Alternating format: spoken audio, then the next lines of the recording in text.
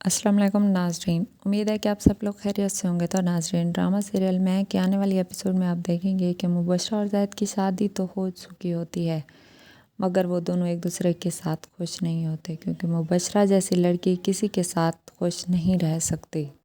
क्योंकि मुबशरा एक ऐसी मगरूर लड़की है जो कि अपने अलावा हर किसी को नीचा ही समझती है। उसे अपनी दौलत पर गुरूर है। जिस तरह वो मोहिब के साथ बुरा करती थी, उसे लगता है कि हर कोई उसकी बात मान ही लेगा और उसके हुक्म के मुताबिक ही चलेगा, मगर ऐसा नहीं होता। दूसरी तरफ ज़ैद है जो कि बिल्कुल उसके उलट ही है। वो एक सीधा सा लड़का है क्योंकि हर किसी को अपने बराबर ही समझता है। वो हर किसी के साथ प्यार से पेश आता है और उसको किसी के साथ भी बुरा करना नहीं आता। वो हर किसी को अपने बराबर समझता है और किसी को कमतर समझता ही नहीं है। इस तरह वो एरा से शादी तो करना चाहता था, मगर उसके बाबा ने हर मुमकिन कोशिश कर ली उनको अलग करने की, कि वो दोनों अलग ना हो, क्योंकि वो एक गरीब सी लड़की थी और वो इखलाक की बहुत ही अच्छी थी, मगर उसे उसका प्यार ना मिल सका। मगर वो दिल से तो एक दूसरे से अलग अभी तक भी नहीं हुए।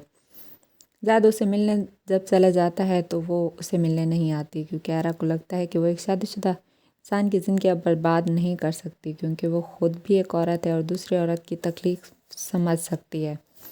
मगर ज़ैद को लगता है कि अभी भी सब कुछ हो सकता है। वो मुबशरा को छोड़कर आयरा से शादी कर सकता है, लेकिन ऐसा मुमकिन नहीं होगा। लेकिन जब वो आयरा से मिल के घर आता है तो मुबशरा उसको बहुत सताती है, मगर वो भी कहता है कि मैं मोहिब नहीं हूँ जो तुम्हारी हर बात बर्दाश्त करता रहूँ, इसलिए मेरे साथ रहना है तो रहो, नहीं तो गेस्ट रूम में चले जाओ। तो वो कहता है मैं अपना रूम छोड़कर कहीं नहीं जाऊँगा। लेकिन मुबशरा कहती है अगर तुम नहीं करना था तो तुमने मुझसे शादी क्यों की। तो इस बात पे ज़ैद कहता है कि मुझे तुमसे शादी करने का कोई शौक़ नहीं था, मैंने सिर्फ़ और सिर्फ बाबा के कहने पर ही तुमसे शादी की है।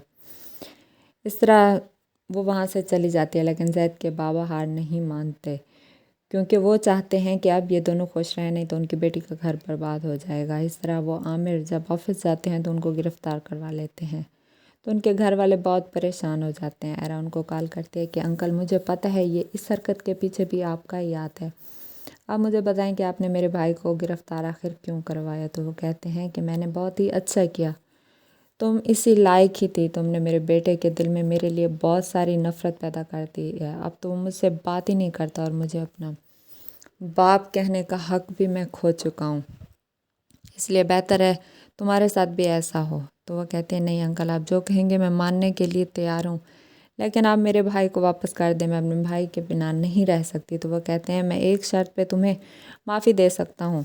तो वो उससे वजह पूछती है कि अंकल आप जो कहेंगे मैं वही करूँगी। तो वो कहते हैं कि तुम मेरे बेटे से कहो कि जो कुछ भी तुमने मेरे बारे में कहा था वो सब झूठ है। इसी तरह आयरा ज़ैद को कॉल करके सारा कुछ बता देती है कि मैंने आपके बाबा के बारे में जो कुछ भी कहा था वो सब झूठ था, इसलिए बेहतर है आप अपने बाबा को माफ़ कर दें। तो ज़ैद आयरा से बहुत ज़्यादा गुस्सा हो जाता है कि तुमने ऐसा किया तो किया ही क्यों, तुमने मुझे मेरे बाबा के ख़िलाफ़ कर दिया था। तो इस बात पे मुबशरा वहाँ से रोते हुए चली जाती है और वो कहती है कि हम गरीब लोगों को तो मोहब्बत करने का भी हक़ नहीं है, ये अमीर लोग तो सिर्फ़ अपनी खुशियों की खातिर हम गरीबों की ज़िंदगियाँ भी बर्बाद कर देते हैं। इसी तरह जब वो ये सब कुछ बता देती है ज़ैद को, तो उसके भाई को बाहर फेंक जाते हैं और वो बेहोशी की हालत में होते हैं और वो अपने भाई को देख के खुश हो जाती है कि आखिर उसके भाई वापस तो आ गए। इस तरह जब ज़ैद सो रहा होता है तो मुबशरा आके उसके सामने बैठ जाती है और बातें करना शुरू कर देती है। तो वो कहता है कि सुबह सुबह मुझे खामोशी पसंद है और जो लोग बात कर रहे होते हैं मुझे वो जहर लगते हैं, इसलिए बेहतर है अगर तुम्हें बैठना है मेरे साथ तो खामोशी से रहो, नहीं तो यहाँ से चले जाओ। तो नाजरीन, ये सब आप देखेंगे आने वाली एपिसोड में, तब तक के लिए अल्लाह हाफ़िज़।